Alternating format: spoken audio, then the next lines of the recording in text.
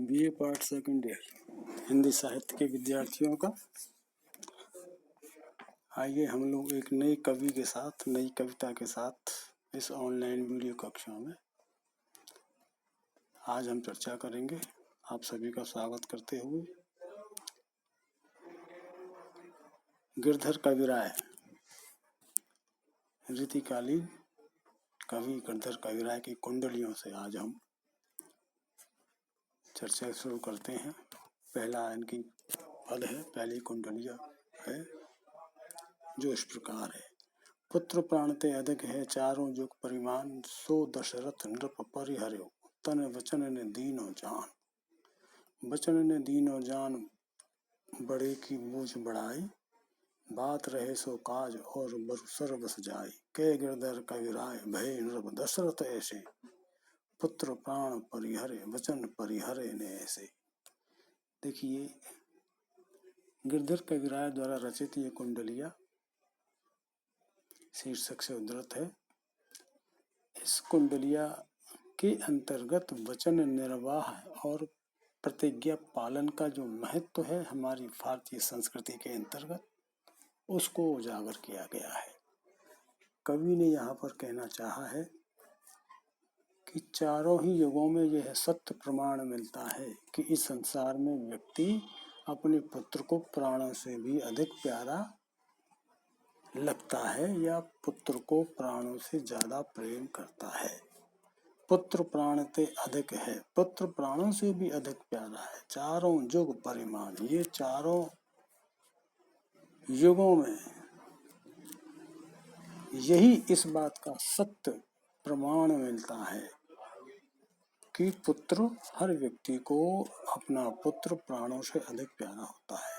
सो दशरथ नृप परिहरो, लेकिन उस दशरथ ने उस प्राणों से अधिक प्रिय पुत्र राम को त्याग दिया था। परिहरेव, परिहरेव माने विसर्जित करना, छोड़ना, त्यागना, भूलना, ठीक है। लेकिन उस दशरथ ने, जो राजा था अयोध्या का, उसने अपने पुत्र बड़े बेटे राम को त्याग किया था। तन वचन ने दीनो जान, उन्होंने अपना तन दे दीजा। तन माने अपने आप को, शरीर की चिंता नहीं की उन्होंने। वचन ने दीनो जान, लेकिन उन्होंने वचन की रक्षा की। शरीर की चिंता नहीं की उन्होंने, तन की चिंता नहीं की उन्होंने, बल्कि अपने वचन की, अपने शब्दों की, अपनी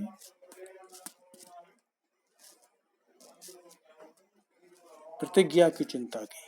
और बड़े लोगों की सचमुच में बड़ाई इसी ही में है। वचन ने दीनो जान बड़े की मूझ बढ़ाई। वचन ने दीनो जान, वचन को जाने नहीं दिया है, वचन की पालना करी है लोगों ने।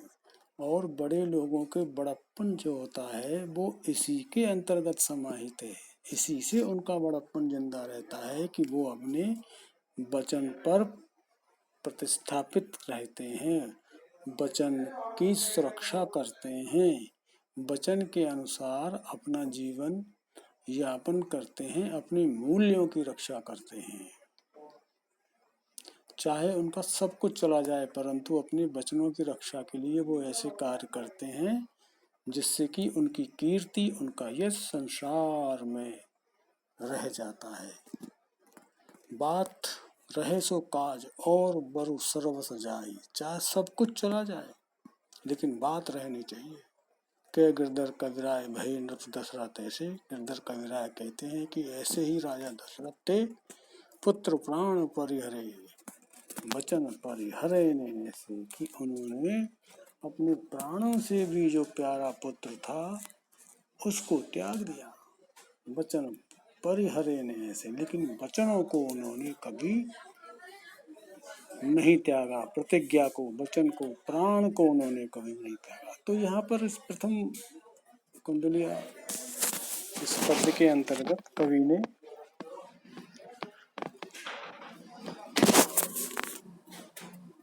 वचन पालन और प्रतिज्ञा निर्वाह का संदेश दिया है। इसमें जो प्रसिद्ध जो दृष्टांत अलंकार है उसमें राम की कथा का उदाहरण दिया है। यमक अलंकार है, अनुप्रास है, दृष्टांत अलंकार है, कुंडलिया छंद है। कुंडलिया छंद में क्या हो कि दोहा और रोला के मिश्रण से ये छंद बनता है। तो प्रथम दो पंक्ति होती है वो दोहा की होती है और जो अंतिम शेष चार पंक्ति होती है वो रोला की होती है। ये आपकी कुंडलिया गिरधर कविराय का प्रथम पद। द्वितीय इस प्रकार है, रही न रानी के कई अमर भई ये बात, कौन पुरबुले पाप ते बन पठियो जगतात। बन पठियो जगतात कंत सुरलोक सुधार्यो, जोई सुत काज मर्यो राव नहीं बदन निहार्यो। कह गिरधर कविराय वही ये अकथ कहानी, यश अपयश नहीं गयो रही नहीं के कई रानी। यह अवतरण गिरधर कविराय द्वारा रचित है। इसमें अपयश से बचने का और यश में वृद्धि करने का भाव व्यक्त किया गया है। गिरधर कविराय ने कहा है कि रानी जो कैकेयी है वो संसार में नहीं रही, अर्थात उनका स्वर्गवास हो गया। रही न रानी कैकेयी, कैकेयी संसार में नहीं है आज। अमर वही ये बात, परंतु जो गलत कार्य उसने किया है, जो अपयश प्राप्त करने का आचरण किया है, वह उसका कर्म आज सर्वत्र विदित है, अमर है, सब परिचित हैं, जानते हैं। कौन प्रबले पाप ते बन पठियो जगतात, और उसके कई ने न जाने किस पूर्व जन्म के पाप के कारण संसार के स्वामी राम को वन में भेजा और उसका पति राजा दशरथ भी स्वर्ग चला गया।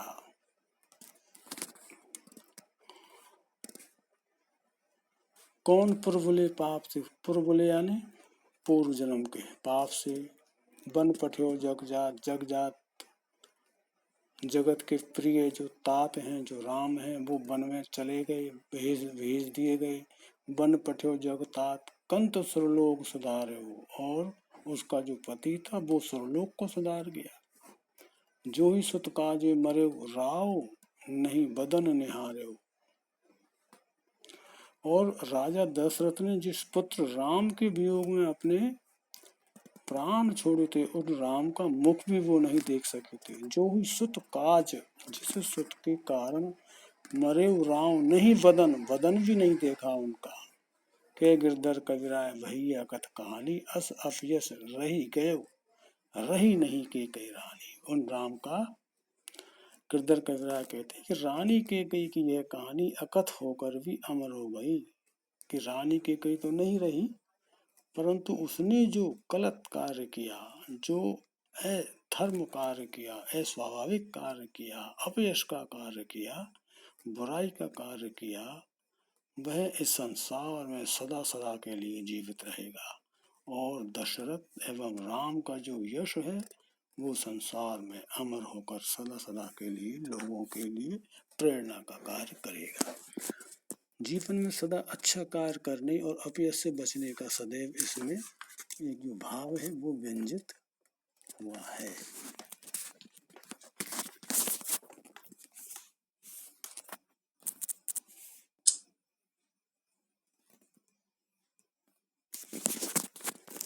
तीसरा पद इस प्रकार है, चिंता ज्वाल शरीर की दाहे लगे न बुझाए, प्रगट धुआं नहीं देखिए और अंतर धुंधवाए, और अंतर धुंधवाए और जस कांच की भट्टी, रक्त मांस जर जाई रहे पांजर की ठट्टी। के गिरधर कविराय सुनो रे मेरी मिन्ता, बेनर कैसे जिए जाए व्यापी है चिंता। इसमें चिंता, जो तनाव है, जो चिंता है, वो व्यक्ति की सबसे बड़ा शत्रु माना गया है। ऐसा कवि यहाँ पर अपने इस भाव को व्यक्त करते हुए व्यक्ति को चिंताग्रस्त होने से बचाते हैं, चिंता से दूर रहने के लिए कहते हैं। और क्या कहते हैं कि चिंता ज्वाल शरीर की, ज्वाल माने आग, चिंता क्या है, शरीर की आग है, दाह लगे न बुझाए। ये शरीर में एक बार फैल जाती है तो फिर ये फैलती जाती है, बुझाने पर भी नहीं बुझती है। प्रकट धुआं नहीं देखिए, इसकी धुआं प्रकट नहीं होती है अर्थात दिखाई नहीं देती है। और अंतर धुंधवाए, लेकिन इसका जो हृदय है अंतर मन का वो धुंधवाए यानी कि बिल्कुल धुआं से ग्रस्त हो जाता है, पंजर हो जाता है, धीरे धीरे जलता रहता है। अर्थात मनुष्य के शरीर में सुलगने वाली जो चिंता रूपी आग है बड़ी विचित्र होती है। उस आग का धुआं बाहर दिखाई नहीं पड़ता, हृदय के अंदर ही अंदर उड़ता रहता है। और चिंता रूपी आग से शरीर का जो आंतरिक भाग है वो धीरे धीरे जलता रहता है। और अंतर धुंधवाए, जरे जस कांच की भट्टी, कैसे जलता है? जैसे कांच की भट्टी धीरे धीरे जलती रहती है। रक्त मांस जरि जाए, और रक्त शरीर का जो रक्त है जो मांस है वो सब कुछ चिंता रूपी आग में स्वाहा होता रहता है। और शरीर पिंजर की ठट्टी, शरीर क्या होता है? वो हड्डी का मात्र एक ढांचा रह जाता है। के गिरदार कबीरा, सुनो रे मेरे मिनता, मिनता यानी मित्र, अरे मेरे भाइयों मेरे मित्रों सुनो, बेनर कैसे जिए जाए व्यापी है चिंता। कि अब तुम ही बताओ, तुम ही सुन लो, समझ लो कि जिस व्यक्ति के शरीर में चिंता एक बार व्याप्त हो जाती है उस व्यक्ति का जीवित रहना बड़ा ही दुर्लभ है, बड़ा ही कठिन है। तो मनुष्य को हर दिशा में चिंता से मुक्त रहने के लिए यहाँ पर कवि ने उद्बोधन किया है। चिंता को चिता के समान ये बताते हैं और ईश्वर और कर्म फल पर ध्यान रखकर चिंता से मुक्त रहना चाहिए और अपने कर्म में निष्ठ रहना चाहिए।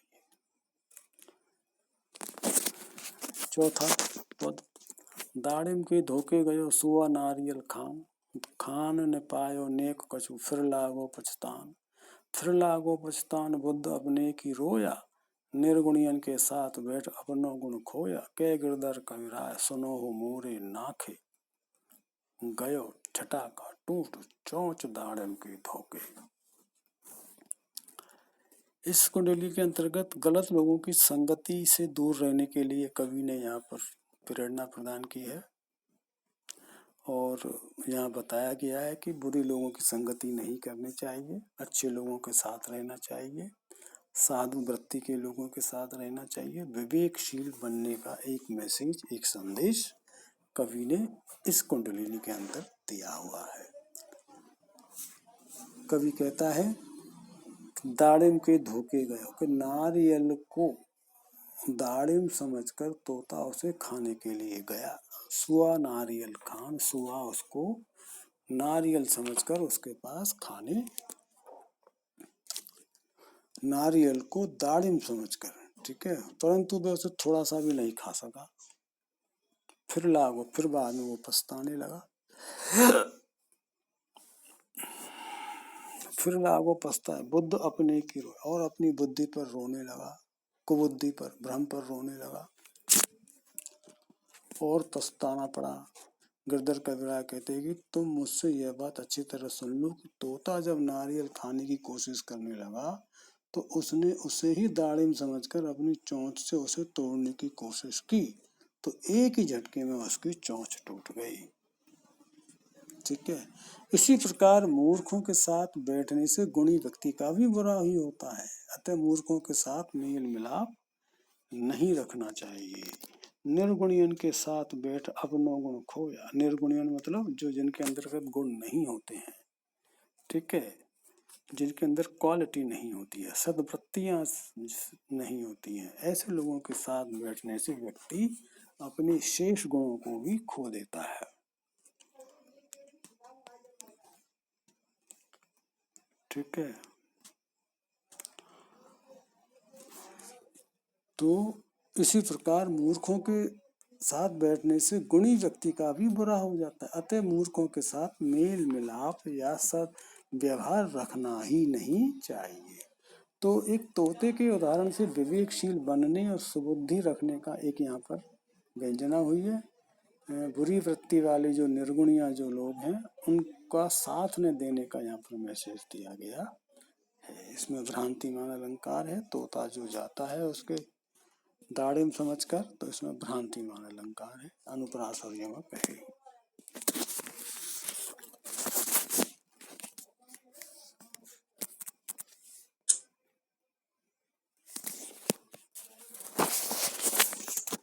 भूलो चातक आई के घटा धुआं को देख, ये जानी जस जलज है बादर श्याम विषेक देख तोता को धायो।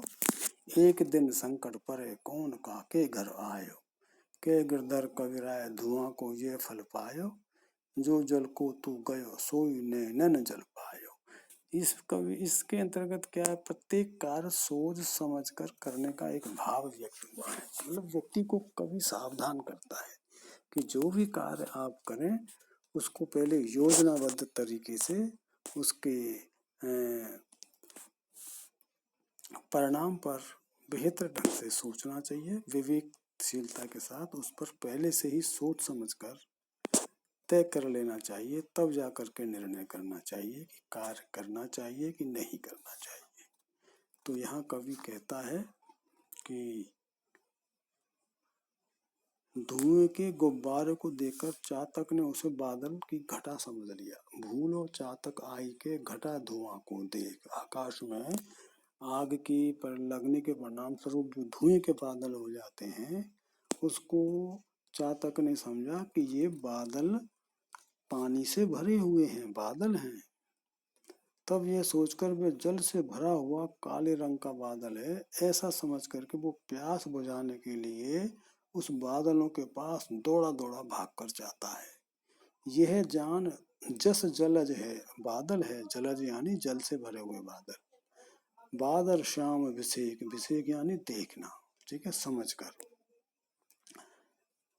बादल श्याम विषेक देख तोता को धायो, भागता है उसको पानी पीने के लिए पक्षी। एक दिन संकट परे कौन काके घर आयो। प्यास के कारण वह उस धुएं के पास जो ही पानी पीने के लिए गया तो आपत्ति में फंस गया वो। कवि कहते कि ठीक उसे अपनी गलती का फल मिल गया। चातक पानी पीने गया था परंतु धुएं के कारण उसके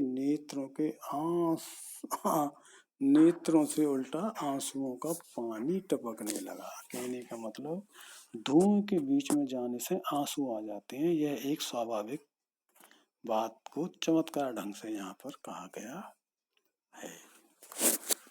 ये मैंने आज आपके समक्ष 5 पदों की व्याख्या की है, जिसमें कवि ने, गिरधर कविराय ने नीतिगत जो सामाजिक बातें हैं उनसे यहाँ पाठकों को अपने परिचय देते हैं और बताते हैं कि वास्तव में एक श्रेष्ठ जीवन कैसा होना चाहिए और हमें किस तरह के मूल्यों को धारण करके अपने जीवन को सफल बनाना चाहिए। चलो जी, आज की ऑनलाइन कक्षा इस प्रकार संपूर्ण होती है। अगली कक्षा में फिर हम लोग एक बार कुंडलियों गिरधर कविराय की नई कुंडलिनी के साथ फिर से मिलेंगे। तब तक के लिए नमस्कार।